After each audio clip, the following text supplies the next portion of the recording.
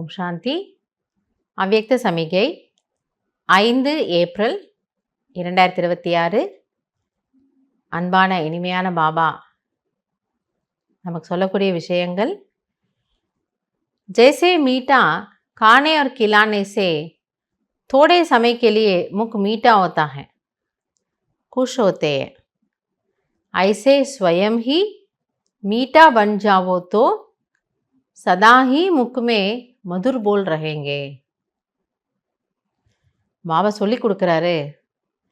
எப்படி நம்ம ஒரு நல்ல நாள், ஒரு ஒரு விசேஷ நாள் அப்படின்னா நான் என்ன பண்ணுவோம், நம்ம ஒரு ஸ்வீட் பண்ணி வீட்டில் யாருக்கானாலும் கொடுப்போம்.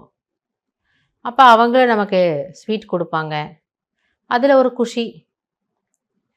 ஸோ ஏதோ ஒரு நாள் கிழமை அப்படின்னா நம்ம எல்லாருக்கும் இனிப்பை கொடுத்து அவர்களை குஷிப்படுத்துகிறோம். பட் பாபா என்ன எதிர்பார்க்குறாருனா, நீங்கள் 365 நாள் அது போல் ஸ்வீட்டாக ஆயிடுங்களேன். உங்களுடைய ஸ்வபாவத்தையே நீங்கள் இனிமையானதாக ஸ்வீட்டாக மாற்றிக்கிட்டீங்கன்னா சதா எப்படி இருக்கலாமா, குஷியாக இருக்கலாம். ஐசே मधुर बोल स्वयं को भी खुश करेंगे, दूसरे को भी खुश करेंगे. அப்போ அந்த பேச்சில் அவ்வளோ ஒரு ஆன்மீக ஸ்நேகம், மரியாதை கலந்த ஒரு இனிமைத்தன்மை. இனிமைத்தன்மைனா அதுதான் எதிரில் இருக்கிறவங்களுக்கு அது ஃபீல் ஆகணும், இவங்க என்னுடையவங்க, இவங்க எனக்காக இருக்கிறாங்க, என்னுடைய நலனில் இவங்களுக்கு அக்கறை இருக்குது. ஸோ அந்த மாதிரி நீங்கள் இருக்கீங்கன்னா, அந்த மாதிரி உங்களோட பேச்சு இருக்குன்னா நமக்கும் ரொம்ப குஷியாகிடுமா. நம்ம முன்னாடி இருக்கிறவங்கள எப்படி ஃபீல் பண்ணுவாங்களாம், ரொம்ப குஷியாக ஃபீல் பண்ணுவாங்க. அப்போ நம்மளுடைய ஒரு 2 இதமான வார்த்தை ஒரு ஆத்மாவினுடைய காயத்திற்கு மருந்தாக இருக்கும். அவங்களே பாவம் துக்கம் வேதனையில் இருக்கிறாங்க. அப்போ இந்த 2 வார்த்தை எப்படி இருக்குமா, ஸ்வீட்டானது.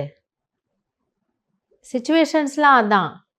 ஆனால் என்னுடைய கஷ்டத்தை புரிஞ்சுக்கிட்டே யாரோ 2 வார்த்தை இனிமையாக பேசுகிறாங்கன்னா அது எவ்வளோ அந்த நேரத்துக்கு எதமாக இருக்கும் இல்லையா. அதுதான் பாபா சொல்கிறார், உங்களோட வார்த்தை அவ்வளோ ஸ்வீட்டாக இருக்கணும். इसी विधि से सदा सर्व का मुख मीठा करते रहो, सदा मीठी दृष्टि, मीठा बोल, मीठे कर्म हो. ஆக இந்த விதியின் மூலமாக, அதாவது இனிமையான பேச்சு, அதன் மூலமாக எல்லாரையும் குஷிப்படுத்துங்க. இனிமையான ஒரு திருஷ்டி இருக்கட்டும், அந்த ஒரு ஆன்மீக ஸ்நேக அன்பு, ஆத்மா பிரதி நமக்கு இருக்கக்கூடிய அன்பு நம்மளுடைய கண்கள் மூலமாக அவங்களுக்கு எக்ஸ்பீரியன்ஸ் பண்ண வைக்கிறோம். நம்ம பேச்சின் மூலமாக செயலில் அது வெளிப்படையாக தெரியுது. அப்படி பாபா நம்மை அவரை போலவே இனிமையானவராக மாறி பிறரை குஷிப்படுத்தணும் அப்படிங்கிறது தான் இன்னைக்கு நமக்கு புரிய வைக்கிறாரு. நல்லது. ஓம் சாந்தி.